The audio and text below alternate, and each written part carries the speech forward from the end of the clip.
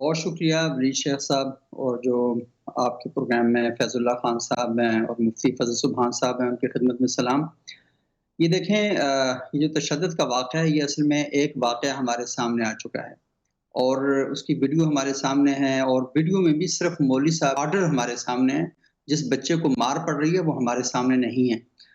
تو اس وجہ سے ہم تھوڑے سے اشتعال میں آ گئے ہیں۔ لیکن پاکستان میں آئے روز مدارس کے اندر بھی اور کچھ اسکولوں میں بھی، اسکولوں میں کا کچھ اس وجہ سے میں نے کہا ہے کیونکہ اب بہت بڑی تعداد میں کیونکہ قانون سازی ہوئی ہے، اور جس میں یہ کہا گیا ہے کہ بچوں کو اگر آپ پٹائی کریں گے تو تھانے میں باقاعدہ ایف آئی آر کٹے گی، اور مار نہیں پیار کا ایک سلوگن دیا گیا ہے گورنمنٹ آف پاکستان کی جانب سے، اور پوری دنیا میں بچوں کو دوران طالب علمی آپ مار نہیں سکتے، اور بعض ممالک کے اندر تو آپ اپنے سکے بیٹوں کو گھر کی حدود کے اندر ڈانٹ بھی نہیں سکتے، اگر آپ ان کو ڈانٹا تو اس پر بھی باقاعدہ کیس ہو جاتا ہے۔ تو اس مدرسے کے اندر یہ ساری، اور دیکھیں وہاں جو مفتی صاحب ہیں انور شاہ صاحب، وہ اس بچے کو اپنی پراپرٹی سمجھ رہے ہیں، اور وہ یہ کہہ رہے ہیں کہ تم تو ہمارے اختیار میں ہو اس وقت، یعنی ہم جو کچھ تمہارے ساتھ کرنا چاہیں وہ ہم کر سکتے ہیں۔ اور پھر صرف یہاں تک ہی نہیں، ایک کفر کی فتوے تک ان کو لے کر چلے گئے، اور کہا کہ یہ منکر مطلب سنت کا منکر ہے۔ اب مجھے بتائیں، یہ لفظ سنت کا منکر کہنا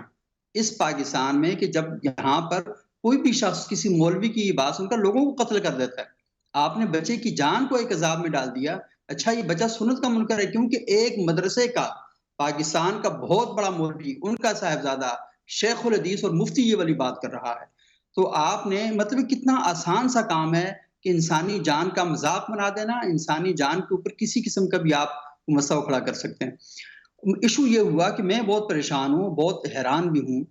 کہ جب بھی اس طرح کے واقعات پیش آتے ہیں، پچھلے آپ کی پروگرام میں یہاں پر ایک صاحب بیٹھے ہوئے تھے، مجھے ان کا نام بھولتا ہے، تو وہ یہ کہہ رہے تھے اس طرح کے کوئی واقعات نہیں ہوتے، یہ سارا جھوٹ ہے۔ وہ مسلسل پروگرام کے اندر میرے خلاف لگے ہوئے تھے، وہ کہتے ہیں ایسی کوئی چیز نہیں ہے۔ میں نے ان کو صرف ایک ہفتے کے اندر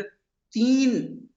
مذہبی مقامات، جن میں ایک مدرسہ اور 2 مساجد کے واقعات رپورٹڈ، ایف آئی آر کٹی ہوئی، ان کو دکھائی ہیں، وہ ماننے کے لیے تیار نہیں تھے، اور پھر یہ کہہ رہے تھے کہ تشدد کا الزام بھی وہ کہہ رہے تھے جھوٹ ہے۔ تو آپ کے سامنے اللہ تعالیٰ نے بتایا کہ دیکھیں کس طریقے سے ساری چیزیں ہو رہی ہیں۔ اور دوسری بات یہ ہے کہ میں بات کروں، فیض اللہ صاحب بات کریں، آپ بات کریں، جو بھی بات کریں، تو ہمارا مطمع نظر ہرگز یہ نہیں ہے کہ خدا معاف کرے کہ ہم کوئی مدارس کے خلاف ہیں۔ مدرسے جو ہیں وہ پاکستان کے اندر 40 لاکھ سے لے کر 50 لاکھ بچوں کو رہائش، کھانا پینا سب کچھ فراہم کر رہے ہیں۔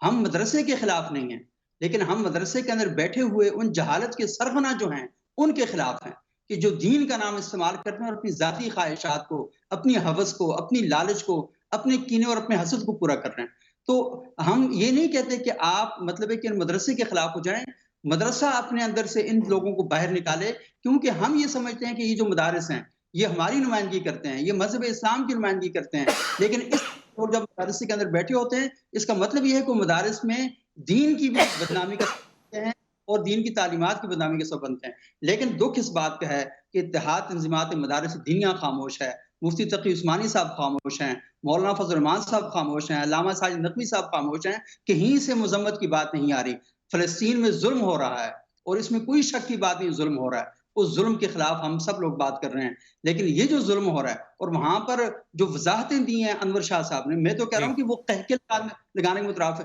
کہتے ہیں کہ یحییٰ سنوار کو مارا گیا تو میں بہت دکھی تھا، آپ نے اس اللہ بچے کو اکبر سمجھا ہوا تھا، آپ نے اس کو یہودی ایجنٹ سمجھا ہوا تھا کہ آپ نے جی سارا غصہ اس پہ نکال دیا، اور ایسے شخص کو تو ٹیچر ہونے نہیں چاہیے جو اپنا غصہ کنٹرول نہیں کر سکتا۔ اس کا مطلب جی ہے کل وہ کوئی اور خبر دے کر آئے گا، کسی اور بچے کو ٹارچر کرنا شروع کر دے گا۔ یہ عجیب و غریب لوگ ہیں بھائی، اور اس قسم کے اچھا، ان کا پہلے ذہنی معائنہ ہونا چاہیے، اسکولوں کے اندر بھی نفسیاتی معائنہ ہونا چاہیے، اور مدرسوں کے اندر بھی نفسیاتی معائنہ ہونا چاہیے کہ کیا یہ لوگ کچھ پڑھانے کے قابل ہیں یا نہیں ہیں۔ جی اور میں بتاؤں کہ بچہ کبھی بھی نالائق نہیں ہوتا، استاد نالائق ہوتا ہے، کیونکہ استاد نالائق ہوتا ہے تو بچہ آگے سے نالائق نکلتا ہے۔ استاد کو ٹیکنیک ہی نہیں آتی بچوں کو پڑھایا کیسے جائے۔ جی آپ دیکھیں دنیا کے اندر کئی ممالک ایسے ہیں، آخری بات کر کے میں آپ کی طرف آؤں گا،